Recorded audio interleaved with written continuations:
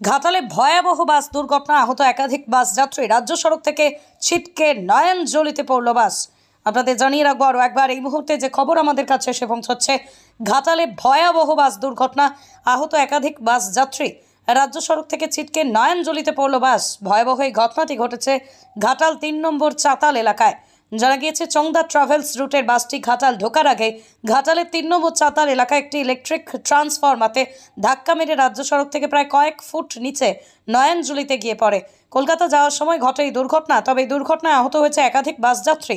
ঘটনার খবর পেয়ে দ্রুত ঘটনাস্থলে এসে উপস্থিত হয় বিদ্যুৎ দপ্তর ও ঘাটাল থানার পুলিশ। একে একে বাস থেকে উদ্ধার করা হচ্ছে বাস যাত্রীদের। কী কারণে ঘটল এই দুর্ঘটনা, তার সমস্ত দিক খতিয়ে দেখছে পুলিশ।